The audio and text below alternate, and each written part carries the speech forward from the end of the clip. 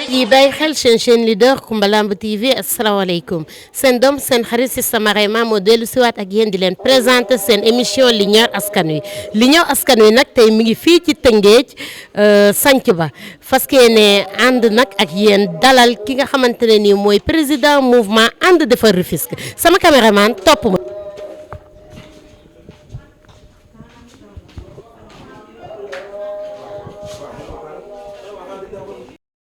mbokk ay xarit yi bàyyi xel seen chaîne leader Coumba Lamb TV ñoo ngi nii toog ak président mouvement ADR lan lay def Tëngéej lan moo tax chaque week-end ñu dégg ko fii ci yenn quartier yi ak kan la fiy seet xanaa rek ñu bàyyi leen ak moom mu présenté wu wax leen moom mooy kan asalaamaaleykum. waaw maaleykum salaam maa ngi lay fay Sister Marème di la nuyu di la dalal. waaw man maa ngi tudd Papa Ndiaga Ndiaye juddoo Tëngéej màggee fi jàngee fi defee fi lépp donc maa ngi nuyu internautes yi ak ñiy suivre émission bi yëpp. waaw li ñor askan wi. waaw émission bi li ñor askan wi voilà di am mbégte bu wér-wér. lan moo tax Papa Ndiaga Ndiaye tuddee mouvement am ADR. waaw mouvement bi maa ngi commencé ñoo ngi ko créé depuis 2017 donc li sabab création mouvement bi mooy dañu gis Tëngéej ni mu tardé ci wàllu lépp ci côté yëpp ci éducation ci infrastructure ci assainissement ci yëpp côté yëpp Tëngéej daf ci am retard ñu gis suñu yaay yi ak suñu sœurs yi ak suñu frères ni ñuy sonnee surtout rawatina Rufisque Nord bii ñu dëkk nga xamante ne da ngay gis ay quartier lëmm soo xoolee arrêt Chérif ba sant yàlla alignement autoroute à péage bi zone yooyu yëpp amuñu accès à l'eau potable donc ñu gis ne loolu noonu c'est anormal jaaduwul te ñu nekk biir Tëngéej nekk biir Dakar à 15 même pas 10 minutes de Dakar alors que ñuy gis au même moment ay villages yu gën a reculé ci Sénégal di am accès à l'eau potable seen biir kër yi donc ñun mënuñu am loolu donc loolu moo ñu metti moo tax ñu ne dañu créer mouvement dugg ci politique bi pour jéem a defar suñu gox donc ADR bi ñu tuddee ko ànd defar Rufisque. ànd defar Rufisque. voilà. ànd defar Rufisque nag foog nañ ci wéewu bay ne chaque week-end yaa ngi Tëngéej danga fi am ay xarit danga fi am ay am di jàmm ci yenn quartier yi ñu ngi la fay dégg ban lëkkaloo mu ngi am ak ñoom. waaw effectivement chaque samedi dimanche des fois même vendredi ñoo ngi ci Rufisque Nord bi quartier yi nga xamante ne mu ngi nekk ci biir Rufisque Nord muy 57 quartiers yëpp pratiquement am nañ fa suñu mouvement bi am nañ fa ay cellules am fa ay représentants donc week-end yi nag lañuy profité di dem di leen seeti di def ay contact di def lu ñu naan porte à porte di dem di saafonteex population bi di gën a def massification parce que actuellement phase bi ñu toll mooy phase massification gën a yee nit ñi parce que dañu constater benn affaire même bu ñu demee ci terrain bi da ngay gis ne population bi dañoo décourager ci politique waaw dañoo décourager ci politique parce que wor yi dafa bëri depuis bi ñu nekkee di politique ba léegi chaque jour gars yi dañ leen di wor te soo xoolee politiciens yi nga xamante ne ñoo nekk ci Rufisque rawatina Rufisque Nord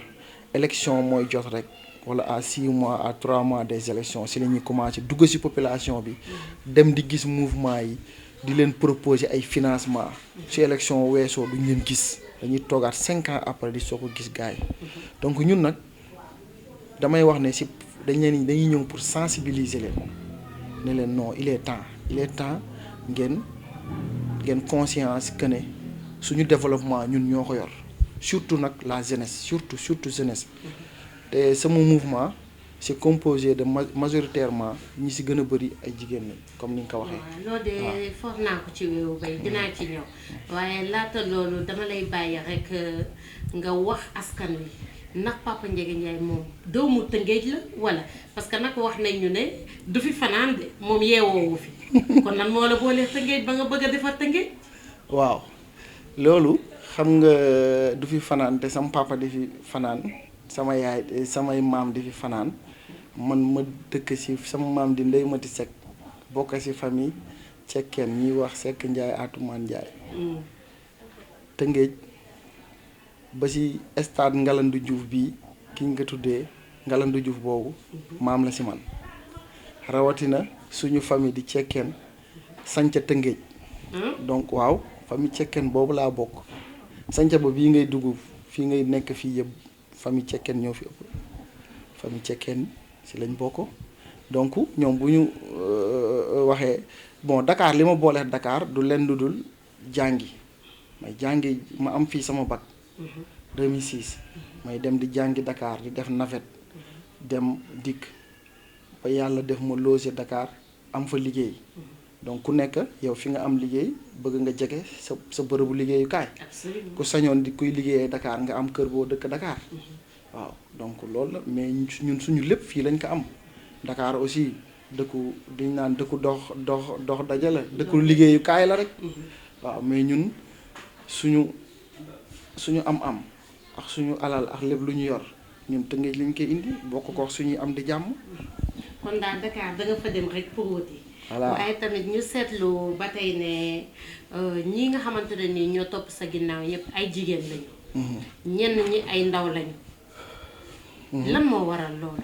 waaw loolu moom damay kontaan di si tontu parce que soo xoolee man yàlla dafa def depuis bi ma nekkee école nekk Momar Sène Waly pare dem lycée moderne ñi may fréquenté yëpp pratiquement jigéen ñi ñoo si ëpp. Deuxièmement la jeunesse yàlla dafa def aussi man may xale moins de 35 ans léegi su ma jugee xale yi laay gën a woo pour ñu ñëw ànd ak man ci liggéey boobu parce que dañu ne xale mooy liggéey waaw te ñun Rufisque dañu tàmm def lu nga xamante ne ñun ñëpp moom lañ constaté gars yi dañuy liggéey ba retraité ñëw ne dañuy def politique ñu jël réew mi jox leen mais dañuy fanaanoo moom dem retraite duñu liggéey. te yow pare nga pour dindi fi loolu. waaw man ak suma mouvement ak ñi ma àndal. yak sa mouvement ba boo toogee doo def li gars yi def rek. non xam nga lan moo tax duñu mën a def li gars yi def wala bokkuñu yoon parce que mooy li ma wax ñun premièrement ay xale lañ deuxièmement am nañu ambition am na lu ñuy xaar te am ñi nga xamante ne ñoo retraité ku retraité ba pare yaa ngi xalaat leneen. xalaatoo liggéey parce que amatoo looy prouver ñun dañuy fekk nag koo xamante ne liggéey na 60 ans ba retraité ba am 70 ans ñu ne ko kaay liggéeyal ñu loolu mooy kaay noppalakul fii kay. donc ñun te lii nga xamante ne moom la ñuy xëccu pour def politique dañ ci bëgg am dem fu sori donc koo xamante ne dafa bëgg a dem fu sori soo ko joxee ne ko maire liggéeyal mais day liggéey parce que am na leen lu muy xalaat ci kanam. ADR fan la jëm élection présidentielle locale wala législative.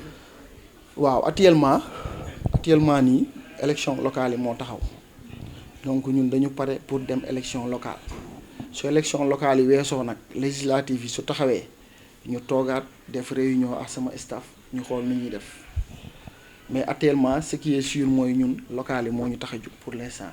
pour l'instant daal kon su ma la déggee yow pare nga pour jël. maire yi Tëngéej. waaw surtout. ban maire yi nga jóg. voilà surtout Rufisque Nord. parce que ñun Rufisque Nord la ñu nekk. Rufisque Nord waaw donc pour l'instant maire Nord nga bëgg a pour l'instant maire Nord bi la ñu bëgg a concourir waaw suñu paree ci maire Nord bi nag après yeneen perspectives yi su taxawee ñu xool parce que ñun defar Rufisque moo ñu tax a jóg. ñun yàgg nañ di yëngatu ci mouvement développement social di ci dox. di si loolu mais gis nañ ne suñu yàlla dimbalee ba ñu nekk maire Rufisque Nord ci la ñuy gën a mën a am sañ-sañ gën a mën a am pouvoir mën a defar liggéeyal population bi. ba yaa ngi xalaat ñi nga war a jàmmaar lool ci élection yi. waaw mooy ñi ma war a jàmmaar lool si nord bi. waaw ñi ma war a jàmmaar lool si nord bi xam nañ leen am na ñu si déclaré ñoo xamante ne déclaré nañ ne ñoom dañuy dem si dañuy ay candidats lañ. mais ñi ma si xamagul bon waa APR laa si gën a gis daal.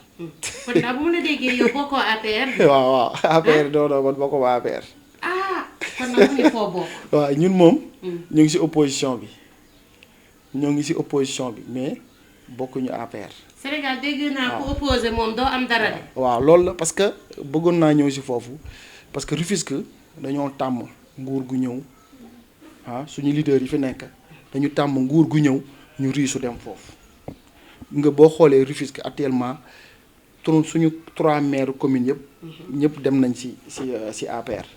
donc ñoom opposition waxuñu ci dara te man dama gis ne il faut ñu opposer pour mën a am li ñu bëgg parce que du nguur gu ñëw nga riisu dem te booy dem du ay projet moo tax yow nga dem du la nguur gi defal sa population moo tax nga dem mais yow da ngay dem pour yow sa poste su bopp.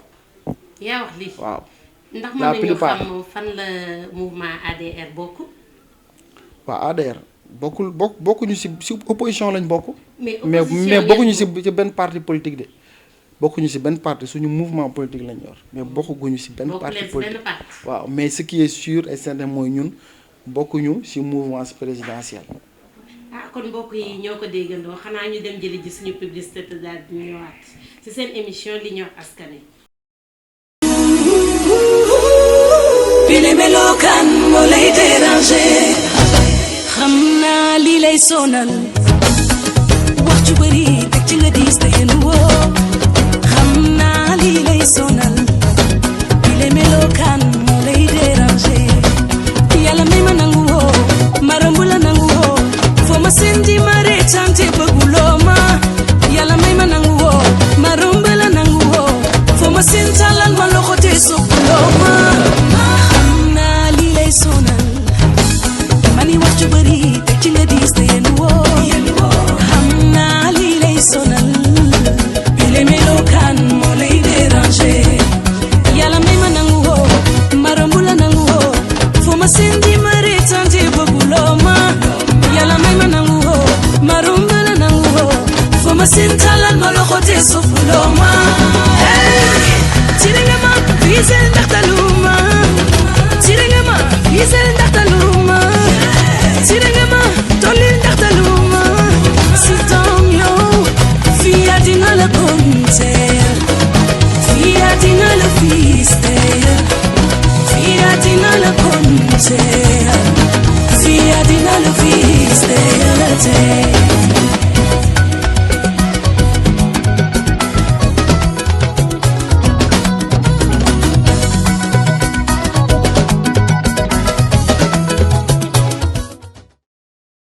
su ko defee nag ñu wéyal suñu waxtaan rek xanaa rek ñu laaj la ci jamono ji fu mu toll nii réew mi fi mu toll yow en tant que jeune boo xamante ne ni da nga bëgg a taxaw suqali ci sa dëkk ba mu jaral la tey jii nga créer sa mouvement boobu nan nga gisee dëkk bi instant bi ni muy doxee. waaw dëkk bi actuellement gis nañ ne fan yi nga xamante ne moom lañ génn Sénégal tàngoon na trop. waaw tàngoon na ci côté yëpp parce que gis nañ population bi yëpp jug taxaw surtout la jeunesse génn ci mbedd mi génn ci tali bi di kaas seeni droit di xeex pour injustice loolu ñun suñu mouvement tamit participer nañ ci parce que ñun suñu mouvement demoon nañ ci terrain bi di soutenir opposition bi nga xamante ne ñoo ngi taxaw pour xeex état de droit biir Sénégal. donc ñu gis ne actuellement calendrier républicain bi nga xamante ne mooy ñu def ay élections depuis 2019 amul gis nañ ne population bi sonn nañ jeunes yi amuñu liggéey sama moroom yi jigéen ñi tamit amuñu liggéey couvre-feu bi ñëw bloqué lépp presque plus de 1 an ñu nekk ci jafe-jafe yooyu ñu bëgg nag tegal ñu ci injustice di noot ñenn ñi. yow lan ngay tuddee injustice. injustice mooy li xew fii rek ñu gis ne koo xamante ne opposition bu ñu gis opposant bu ñu gis ne am nga doole pare nga pour jàkkaarloo ñoom indil leen pour jàkkaarloo nguur gi indil ko problème nguur gi mu ngi xool nu mu lay faagaagalee ñu gis ko ci Karim Wade gis ko ci Khalifa Sall gis ko nii tamit ci mbiru Sonko bi donc loolu noonu mbiru Sonko bi sax taxul nit ñi génn mais étincelle la wala lu ëpp tuuru la. C'est-à-dire donc c'était la goutte d'eau qui a fait déborder la vase parce que mënuñu comprendre ñu jël nit ci procédure bi ñu ko def yooyu yëpp patamee yëpp du jour au lendemain or que ñun dañuy am suñu dossier sax bu nekk tribunal mais pour mu jàll sax il te faut des mois presque 1 an. pour yow lan moo waral loolu. bon lu ko waral politique ku nekk ci réew mi bëgg fi nekk ne man du ma fi jóge te ñun on est conscient xam nga léegi actuellement c'est-à-dire jeunesse su tey moo nekk jeunesse yoo xamante ne dañu jàng. même tey maa ngi seetaan benn charretier moo ngi nekk Dakar charretier la naka te nee na am na master da ngay gis kuy jaay ay boutique gu mbagg jàng nañ am seeni diplôme. mais loolu yàgg na Sénégal. donc nit ñi ñoo amul liggéey. bi jàng jotee dem nañ jàngi bi jàngi métier jotee dem nañ jàngi mais liggéey la ñu gisul. waaw mais est-ce que jàng amoo liggéey jar na ah nga taal sa réew ñu ne deetawaay waaye nga man xaw ma na laa ko mën a tuddee nga jël ay paquetu mbiskitu jàmbur wala ngay jël ay butéelu diwlinu jàmbur ah loo xamante ne nii yow jënduloo ko. mais loolu. xam loolu lan la jotee jàng. xam nga loolu lépp li ko indi mooy lan. il faut le dire li ko indi mooy nit ñi dañuy jug pour ñaxtu pour def marche ñu ne kenn du fi defee marche. c'est ça la cause c'est-à-dire bu ñu xool conséquences yi. mooy ñi ñu saccagé ñi ñu toj seeni magasin ñi ñu def lii ni ñu yàq yi ci am mais dañuy xooli cause bi. fii suñu constitution moo ñu may droit de faire la marche. donc état bi da ko war a di encadrer. mais fii dañu gis ne état bi marche bu jug taxaw ñu réprimer te loolu moo dul yoon. cause boobu la ñu war a lijjanti ba pare. su fekkoon ne état bi nee na autorisé na marche mais ñu gis ne après encadré ko. kon mosoo gis marche bu ñu encadré moo am ay casse amul ci Sénégal te man marche yu bëri maa ngi koy suivre yenn yi ma dem assister. mais yu si bëri yu nga xam dew ma maa ngi koy suivre yi ñu autorisé yëpp ma si ñu fi autorisé marche mu am ay casse te bii passé li nga xamante ne boo xoolee man de bon yàgguñu fi ay xale lañ. peut-être nee nañ am na ay jamono yoo xamante ne mosoon na fi même man mosuma fekkee même le 23 juin 2011. ah demeewul woon nii fii lañ am donc suñu fii nag la ñu war a liggéey. taxaw si ci biir loolu yow tey ji boo amoon question wala looy wax nguuru Sénégal lan lay doon. bon nguuru Sénégal li ñu koy wax mooy nañu taxawaat parce que wax nañ ne dinañ génn 300 milliards pour financement des jeunes man li ma si métti rek mooy financement boobu dañ koy politiser waat encore c'est ça le problème gis nga jeunes yi nga xamante ne président moom la wax ne dina leen recevoir li si gën a li ma si inconvénient ma si gis gars yi dañ koy jël ay jeunes APR rek yóbbu leen foofu ñu ne ko président tout va bien ñoo ko mas a wër di ko wax tout va bien alors que tout ne va absolument pas du tout financement yi DER moo ngi fi. di def ay financement di génn ay milliards. kenn xamul résultat yi. mais est-ce que sénégalais yi xam nañ leen mooy DER. xam nañ ko xam nga DER bi kan lañ ko lancé 2019. 2019 lañ ko lancé bi élection yi di bëgg a ñëw. financement DER bi financement politique la. financement politique la léegi su élection à chaque élection nag suy ñëw ñu génnaat beneen forme de financement politisé ko moo tax loolu du indi développement ñun dañuy farce mais li ñuy teg du développement. lan mooy développement. développement mooy ak ci biir développement boobu nag bëgg naa nga wax ma. waaw sa mouvement lan la développement Tëngéej. développement mooy former jeunes yi d'abord ci formation lay commencer te mu bañ a am parloo. c'est-à-dire dañu am gouvernement boo xamante ne lépp par lool lépp c'est politique loolu moo tax réew mi mënul avancer mais su fekkoon ne ñun fonds yi ñu am yëpp. financement yi ñu am yëpp tegoon nañ ko ci yoon mais réew mi Sénégal développé na bu yàgg. te xoolal li ma ci gën a mitti rek bi passé bi ñu génnee jeunes yi génn di def marche di def di manifester ministre bi génn naan ay terroristes. terroriste te man question may ni posé rek mooy terroriste dina génn man dégguma benn policier boo xamante ne nee nañ rey nañ ko par balle. ay manifestants la ñuy rey par balle. premièrement dégguma benn policier ñu ne dañ ko jam dañ ko blessé par balle moo ko blessé donc terroriste yi dina xeex ak yow pendant des jours te mënoo am benn mort terroriste yi rek ñooy dee mooy jeunes yi loolu donc c'est insensé. man su ma nekkee si discussion ak samay may loolu laa leen wax ma ne leen d'accord bu ñu nee terroriste ñoo fi nekk après ñu ëlbatiku ministre de la justice génn fii naan mbër yee génn c'est-à-dire y a problème ëllëgoon ñu résoudre que sincèrement wax liy dëgg mais dañ naan non xaaral ñu jéem a xool. lu ñuy ay alibi bu ñuy jël nu ñuy def ba nëbb dëgg di wut ay lay c'est-à-dire ay ut ay lay. moo tax li ñëw askan wi la ñu wax. moo tax président bi mu génnee recadré parce que président cette fois-ci discours bi xam sincérité bi nag. bon ça reste à voir ci pratique bi mais. discours bi baax na parce que reconnaître na ne jeunes yi la jeunesse a parlé. la jeunesse a été dans la rue. ak ñu bàyyi la nga wax ni mouvement ADR lan la servir gum Rufisque. bon ñun suñu mouvement bi 2017 lañ ko créé. ñun biñ ko créé ñoo ngi formé. ñoo ngi formé des groupes de femmes leen formé ci yenn transformation yi ak ainsi de suite. ñoo ngi jël tamit ay jeunes di leen utal ay permis bien vrai que amuñu ay moyens on va de nos propres moyens suñu moyen lañ am yoruñu moyen état yoruñu benn moyen état yoruñu keneen koo xamante ne moo ñuy financé mais ñun on se débrouille avec notre organisation di financer femmes yi suñu biir ñoo ngi leen di financer ñoo ngi leen defal formation ñoo ngi jël yenn jeunes yi di leen utal permis de vos propres moyens. waaw mais Papa Ndiaga Diop nag li ñu wax tey nag kan moo nekk sa ginnaaw. non amul kenn ku nekk sama ginnaaw man moom franchement à part sama yaay. à part sama yaay. nga xam ne des fois mu ne ma waa jàppal si lii.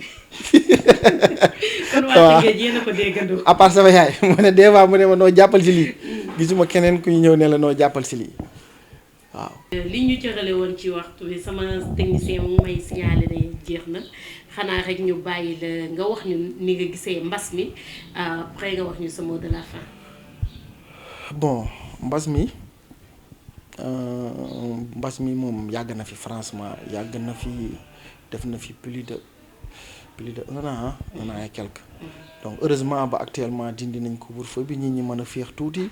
mën a vaquer à leurs préoccupations ñi doon def seen petite business la nuit di si sutural seen njaboot ñu mën a continuer seen activité parce que soo xoolee événement yi fi mujjee am mbas mi moo ko gën a accentuer donc di ñaan yàlla mu jeex fii di ñaan yàlla moo wan ñu ginnaaw ba pare dootul ñëwati et puis di leen jaajëfal seen teewaay di kontaan si Kumba Lamb TV waaw di nga xamante ne fii suñu kër la donc tonton Fodé suñu tonton la suñu xarit la suñu conseiller la aussi donc ñoo ngi koy jaajëfal bu bëri di la jaajëfal yow système Mariam waaw ak sa staff sa équipe donc di kontaan si yéen di nuyu aussi sama waa coalition di nuyu sama waa mouvement ànd defar Rufisque di kontaan si ñoom ñëpp waaw ci kaw ba ci suuf ñëpp ñi nga xamante ne ñoo ngi ci suñu mouvement bi d'ailleurs léegi nii rek am nañ réunion bu mag boo xamante ne cellules yëpp la ñuy réunir def réunion tey samedi donc ñun nii lañ koy doxalee même si couvre-feu bi sax on faisait nos petites réunions di coordonner di xool na ñuy def parce que defar moo ñu tax a jóg élection yi xool bu ñëwoon 2024 sax ñun dañuy continuer suñu mouvement parce que gis nañ ne chaque jour ñi ñaa ngi ñëw mouvement baa ngi gën a am doole. kon daal mouvement ànd defar Tëngéej moom pare na. kon mbokk ak xarit yi bàyyi xel seen chaîne leader Kumba Lamb TV li moo nekkoon seen émission li ñor askan wi. xanaa rek ñu dugal nag suñu sponsor journal Liberté Info di journal bi nga xam ne moo gën ci journal yi di hebdo boo xamante ne ni boo ko tijjee lépp ngay fekk ci biir te à bon prix 100 francs rek lañ koy weccee ko dem leen. fépp ci région yi ADP moo ñuy distribuer da ngeen ko fa fekk di leen jaajëfal bu baax a baax waaye di jaajëfal sama jinne caméraman bi Mara ak sama sœur Sista Magui di leen jaajëfal lu bare bare di nuyu tamit suñu PDG ak sama ñaari xarit yi ma fekk ci kër gi ñaari bébé yu ndaw yooyu ziar naa leen bu wér a wér ak grand Ousmane bàyyiwuma leen di leen jaajëfal waaye di leen jox di daje ba beneen yoon ci beneen numéro li ñor askan wi